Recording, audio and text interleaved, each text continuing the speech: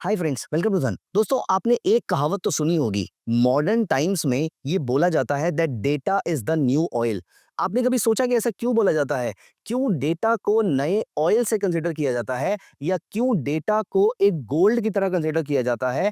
As in data इतना ज्यादा important है कि आप डेटा के थ्रू भी बहुत सारा पैसा कमा सकते हैं। दोस्तों, जैसे पुराने टाइम में गोल्ड बेचकर पैसा कमाया जाता था, ऑयल को यूज करके पैसा कमाया जाता था, ठीक उस तरीके से आज पूरी की पूरी दुनिया डेटा बेचकर या डेटा को यूज करके, डेटा को कंज्यूम करके एक बहुत अच्छा पैसा कमा पा रही है। मैं आज इस वीडियो में आपके साथ डिस्कस करने वाला हूं एक ऐसा थॉट प्रोसेस जहां पर अगर आप डेटा को सही तरीके से कंज्यूम करें तो आप अपने लिए अच्छे रिटर्न्स जनरेट कर सकते हैं। लेकिन ये स्ट्रैटेजी, ये थॉट प्रोसेस जो मैं आपके साथ डिस्कस कर रहा हूं, ये सबके लिए नहीं है। ये एक रिस्की थॉट प्रोसेस है, इसीलिए प्लीज मेक श्योर कि आपकी रिस्क एपेटाइट आपको अलाउ करती हो, तभी आप इस थॉट को यूज कीजिएगा। क्योंकि जनरली इस थॉट प्रोसेस को यूज करके मुझे मेरी स्ट्रैटेजी में जो स्टॉक्स मिलते हैं वो बहुत ही छोटी कंपनी के स्टॉक्स होते हैं, वो पेनी स्टॉक्स होते हैं, उनकी कुछ खास वैल्यूएशन नहीं होती है, इसीलिए ये ट्रेडिंग के लिहाज से बहुत ज्यादा रिस्की होते हैं। अगर आपकी रिस्क एपेटाइट हाई हो तभी आप इन स्टॉक्स को यूज कीजिएगा। मेरा पर्पस आपके साथ सिर्फ एजुकेशन शेयर करना है, नॉलेज शेयर करना है। मैंने जितनी चीजें सीखी हैं मैं चाहता हूं कि मैं वो आपके साथ शेयर करूं। मैंने जितनी चीजें नोटिस करी हैं मैं चाहता हूं कि मैं अपने व्यूअर्स के साथ शेयर करूं। तो उस डेटा को मैं यूज करूं या ना करूं, लेकिन आप डेफिनेटली, अगर आपके रिस्क एपेटाइट अलाउ करे, तो आप उस डेटा को कंज्यूम करके, आप उस डेटा को यूज करके अपने लिए अच्छे ट्रेडिंग सिग्नल्स जनरेट कर सकते हैं। चलिए, क्या है वो डेटा पॉइंट, उसके बारे में आपको थोड़ी बहुत जानकारी तो है, लेकिन मैं आपको इस वीडियो में बताऊंगा कि किस तरीके से आप उसको यूज करके अपने लिए ट्रेडिंग सिग्नल जनरेट कर सकते हैं। दोस्तों, आगे बढ़ने से पहले मैं आपसे एक क्वेश्चन पूछूंगा। मार्केट का खुलने का टाइम क्या है? I know that's a very very basic question, लेकिन स्टिल मैं आपसे पूछना चाहूंगा, इस दुनिया में अगर कोई भी नेशनल स्टॉक एक्सचेंज पे या बॉम्बे स्टॉक एक्सचेंज पे ट्रेड करना चाहता है तो उसके लिए मार्केट खुलने का टाइम क्या है? मैं आपको यहाँ पर चार ऑप्शन दे रहा हूँ: 8:45 AM, 9 AM, 9:08 AM या 9:15 AM। I repeat, 8:45 AM, 9 AM, 9:08, 9:08 AM या फिर डी 9:15 AM। दोस्तों, जल्दी से इसका आंसर कमेंट सेक्शन में लिख दीजिए, क्योंकि यहीं से हमने अपने टॉपिक की शुरुआत करनी है। ये मेरा सबसे पहला थॉट प्रोसेस होने वाला है कि आपको मार्केट को कितने बजे या फिर कौन सा डेटा पॉइंट आपके लिए काम आने वाला है। By the way, let me tell you, the correct answer is 8:45 AM। 8:45 AM क्यों?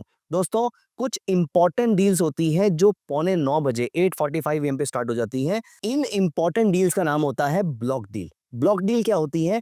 ब्लॉक डील का मतलब होता है कोई भी 10 करोड़ से ज्यादा वैल्यू के शेयर्स जब कोई खरीदता या बेचता है, या फिर 5 lakh shares in number, 5 lakh share या 10 करोड़ से वैल्यू के ऊपर के शेयर अगर कोई खरीदता है बेचता है तो उसे हम कहते हैं ब्लॉक डील। और यहीं पर दोस्तों बल्क डील क्या होती है? जब कभी भी कोई किसी कंपनी में 0.5% से ऊपर की हिस्सेदारी लेता या बेचता है, उसे हम कहते हैं बल्क डील। दोस्तों, ये दो टाइप की डील्स होती हैं, बल्क डील और ब्लॉक डील। अब इनमें से जो ब्लॉक डील है वो बहुत ही खास होती है, क्योंकि इसके लिए स्पेशली मार्केट में एक विंडो ओपन करी जाती है 8:45 AM to 9 AM and 2:05 PM to 2:20 PM, दोपहर को 2:05 से 2:20, और सुबह मार्केट खुलने से पहले 8:45 से लेकर 9 बजे तक। बाय द वे, अगर आपको ये इन्फॉर्मेशन पहले से नहीं थी तो प्लीज यहाँ पर वीडियो को लाइक कर दीजिए अभी के अभी, because you got to know something interesting today, right? चलिए आगे बढ़ते हैं। अब दोस्तों, 8:45 जो हमारी ब्लॉक डील होती है, by the way bulk deal का टाइम पूरे दिन भर का होता है, वो कभी भी कर सकते हैं, लेकिन ब्लॉक डील के लिए दो टाइम्स डिटरमाइन होते हैं। ये दोनों डील्स बहुत ज्यादा इंपॉर्टेंट होती है,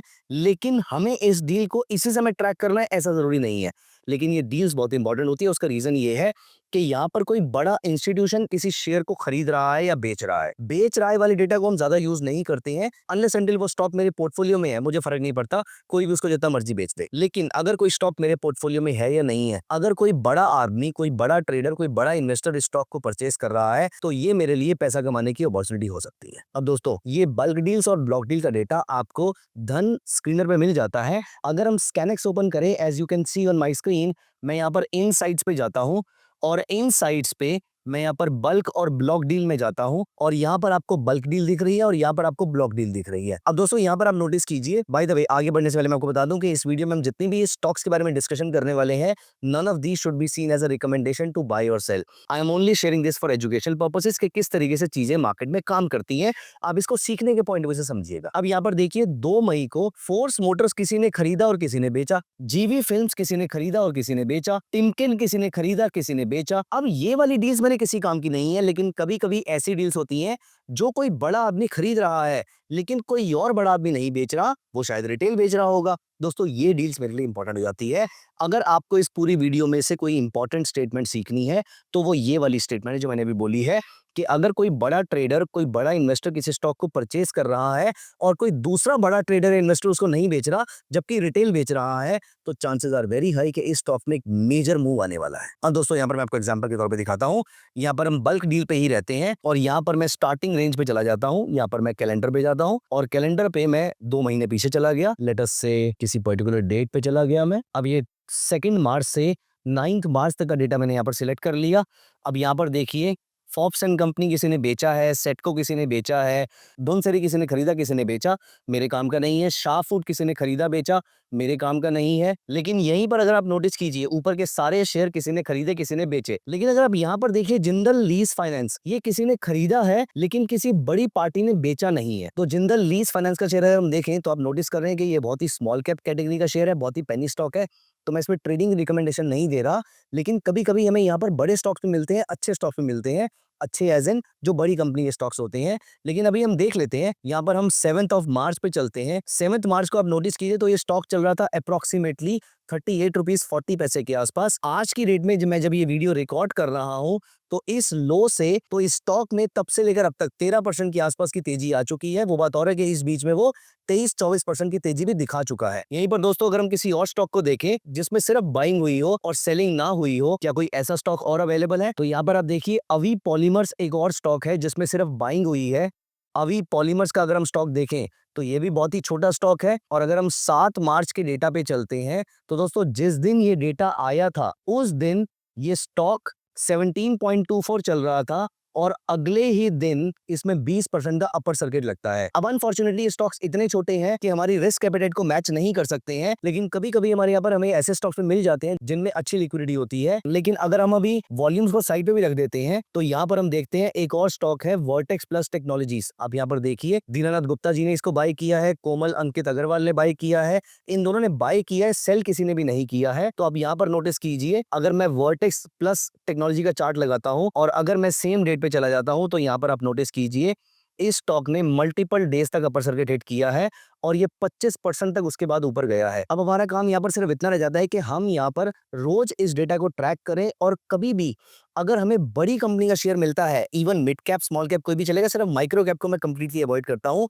लेकिन कभी कभी यहाँ पर आपको गोल्ड माइन हाथ लग जाती है। दोस्तों scanex.trade जो हमारा स्क्रीनर है उसके इस फीचर में इतनी सारी गोल्ड माइन छुपी हुई हो सकती हैं, आप अंदाजा भी नहीं लगा सकते हैं। दोस्तों सिर्फ आपको ये करना है कि मार्केट खत्म होने के बाद शाम को 6 बजे के बाद जब ये डेटा यहाँ पर अपडेट हो जाएगा, आपको इस पूरे डेटा को दिन में एक बार स्कैन करना है और अगर इसमें से कोई अच्छी कंपनी समझ में आती है, अगर कोई कंपनी ऐसी जिसमें वॉल्यूम है, जिसमें लिक्विडिटी है, तो आप उसके बेसिक फंडामेंटल चेक करके उसमें कोई भी ट्रेडिंग स्ट्रेटजी अप्लाई करके आप उस शेयर को परचेज कर सकते हैं। मैंने आपको बहुत सारे शेयर्स के एग्जांपल यहाँ पर दिखाए हैं। छोटी कंपनीज है इसलिए हम उसको परचेज नहीं करेंगे, लेकिन अगर ये कंपनी डिसेंट साइज की होगी और उसके फंडामेंटल्स भी अच्छे होंगे तो उनको एक्यूमुलेट करने में कोई बुराई नहीं है, क्योंकि कोई बड़ा आदमी, कोई इंस्टीट्यूशन इन शेयर्स को बाय कर रहा है, there must be some reason. दोस्तों बल्क डील और ब्लॉक डील दोनों बहुत ही इंपॉर्टेंट चीजें होती हैं। आई वुड सजेस्ट यू कि आप इसको रोज ट्रैक कीजिए। रोज ट्रैक करने पर 10-15 दिन में एक बार ऐसा शेयर जरूर मिलता है जिसमें लिक्विडिटी भी होती है, लेकिन आपको एक चीज याद रखनी है, जिसमें buy sell buy sell buy sell अगर चल रहा है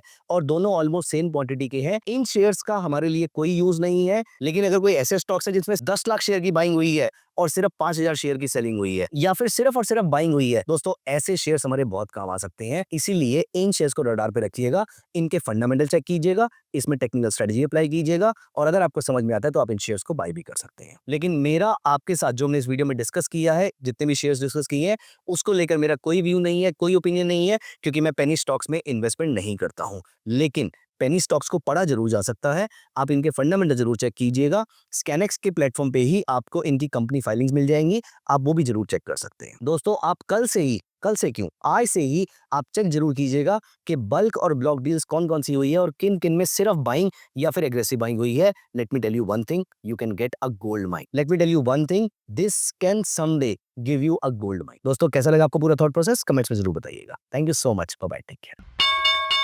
Investments in the securities market are subject to market risk. Read all the related documents carefully before investing.